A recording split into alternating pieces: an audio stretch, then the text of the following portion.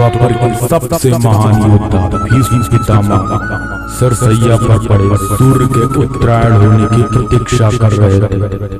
तभी उनके कानों में एक परिचित ध्वनि सहज खोलती हुई पहुंची। प्रणाम पितामह। भीष्म के सूख चुके होठों पर एक मरी हुई मुस्कुराहट तैर उठी और बोले, आप देवकी नंदन कृष्ण, स्वागत है तुम्हारा। मैं बहुत देर से तुम्हारा ही स्मरण कर रहा था। कृष्ण बोले, क्या कहूँ पितामह, अब तो यह भी नहीं पूछ सकता कि कैसे हैं आप। भीष्म पितामह चुप रहे। कुछ क्षण बाद बोले, कुछ पूछूं के सब बड़े अच्छे समय से आए हो। संभवतः शरीर छोड़ने के पूर्व मेरे अनेक भ्रम समाप्त हो जाएंगे। कृष्ण बोले, कहिए न पितामह। भीष्म पितामह ने कहा, एक बात बताओ कृष्ण, तुम तो ईश्वर हो ना? कृष्ण ने बीच में ही टोका और कहा, नहीं पितामह, मैं तो आपका पौत्र हूँ, ईश्वर नहीं। भीष्म उस घोर पीड़ा में भी ठहाके लगाकर हंस पड़े और बोले, कृष्ण, मैं अपने जीवन का स्वयं कभी आकलन नहीं कर पाया। संभवतः नहीं जानता कि अच्छा रहा या बुरा, पर अब तो इस तरह से जा रहा हूँ कन्हैया, अब तो ठगना छोड़ दो। कृष्ण भीष्म पितामह के थोड़ा करीब आए और उनका हाथ पकड़कर बोले, कहिए पितामह, क्या पूछना चाहते हैं आप? भीष्म पितामह बोले, एक बात बताओ कन्हैया, इस युद्ध में जो हुआ वो ठीक था क्या? कृष्ण ने कहा, किसकी ओर से पितामह, पांडवों की ओर से या कौरवों की ओर से? भीष्म पितामह ने कहा, कौरवों के कृत्यों पर चर्चा का तो कोई अर्थ ही नहीं रहा कन्हैया, पर क्या पांडवों की ओर से जो हुआ वो सही था?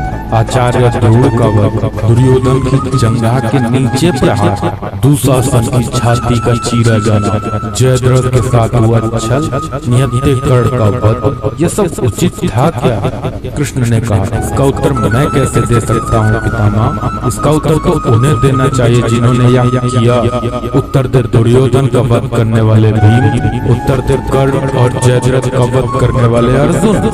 मैं तो इस युद्ध भूमि में कहीं था ही नहीं पितामह। भीष्म पितामह ने कहा, अभी भी छलना नहीं छोड़ोगे कृष्ण? अरे विश्व भले कहता रहे कि महाभारत को अर्जुन और भीम ने जीता, पर मैं जानता हूँ कन्हैया कि यह तुम्हारी और केवल तुम्हारी विजय है। मैं तो उत्तर तुम्ही से पूछूंगा कृष्ण। भीष्म पितामह के इतना कहकर ही कृष्ण थोड़ा गंभीर स्वर में बोले, तो सुनिए पितामह, कुछ बुरा नहीं हुआ, कुछ अनैतिक नहीं हुआ, वही हुआ जो होना चाहिए। भीष्म पितामह ने कहा, यह तुम कह रहे हो कैसो? मर्यादा पुरुषों राम का अवतार कृष्ण कह रहा है? यह छल तो किसी युग में हमारे सनातन संस्कारों का अंग नहीं रहा, फिर यह उचित कैसे हुआ? कृष्ण ने कहा, इतिहास से शिक्षा ली जाती है पितामह, पर निर्णय वर्तमान की परिस्थितियों के आधार पर लेना पड़ता है। हर युग अपने तर्कों पर अपनी आवश्यकता के आधार पर अपना नायक चुनता है। राम त्रेता युग के नायक थे, मेरे भाग में द्वापर आया था। हम दोनों का निर्णय एक सा नहीं हो सकता पितामह। भीष्म पितामह ने कहा, मैं कुछ समझ नहीं पाया कृष्ण। कृष्ण ने कहा, पितामह, राम और कृष्ण की परिस्थितियों में बहुत अंतर है। राम के युग में खलनायक भी रावण जैसा सेवक होता था, तब रावण जैसे नकारात्मक शक्ति के परिवार में भी विभीषण जैसे संत हुआ करते थे। तब बाली जैसे खलनायक के परिवार में भी तारा जैसी विदुषी स्त्रियां और अंगद जैसे सज्जन पुत्र होते थे। उस युग में खलनायक भी धर्म का ज्ञान रखता था, इसलिए राम ने उनके साथ कहीं छल नहीं किया। किंतु मेरे युग के भाग में कंस, जरासंध, दुर्योधन, दुशासन, शकुनी, जयद्रथ जैसे घोर पापी आए। उनकी समाप्ति के लिए हर छल उचित है पितामह। पाप का अंत आवश्यक है पितामह, वह चाहे जिस विधि से हो। भीष्म पितामह ने पुनः प्रश्न किया, तो क्या तुम्हारे इन निर्णयों से गलत परंपराएं नहीं प्रारंभ होंगी कैसे? क्या भविष्य तुम्हारे इन छलों का अनुसरण नहीं करेगा? और यदि करेगा तो क्या यह उचित होगा?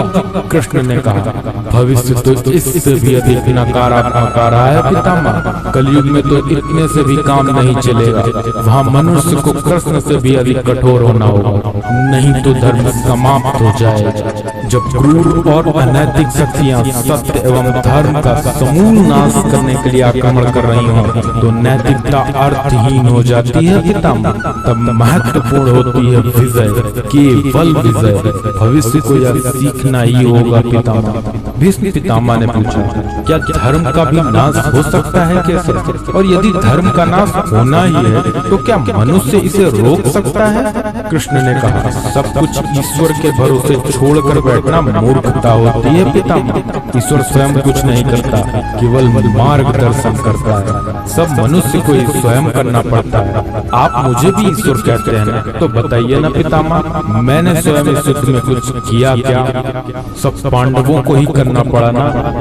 यही प्रकृति का संविधान है। युद्ध के प्रथम दिन यही तो कहा था मैंने अर्जुन से, यही परम सत्य है। कृष्ण की बातों को सुनकर भीष्म पितामह संतुष्ट लग रहे थे। उनकी आंखें धीरे धीरे बंद होने लगी। उन्होंने कहा, चलो कृष्ण, या इस पृथ्वी पर अंतिम रात्रि है, कल संभवतः चले जाना होगा। अपने इस अभागे भक्त पर कृपा करना कृष्ण। कृष्ण ने मन में ही कुछ कहा और भीष्म को प्रणाम कर लौट चले। पर युद्ध भूमि के उस डरावने अंधकार में भविष्य को जीवन का सबसे बड़ा सूत्र मिल चुका था। जब अनैतिक और क्रूर शक्तियां सत्य और धर्म का विनाश करने के लिए आक्रमण कर रही हों, तो नैतिकता का पाठ आत्मघाती होता है। ईश्वर कुछ भी नहीं करते, ईश्वर सिर्फ राह दिखाते हैं। सब कुछ हमें ही करना पड़ता है और ईश्वर के भरोसे हाथ पर हाथ रख के बैठे रहना मूर्खता होती है। सत्य सनातन धर्म चैनल को लाइक, सब्सक्राइब और शेयर जरूर करें। धन्यवाद।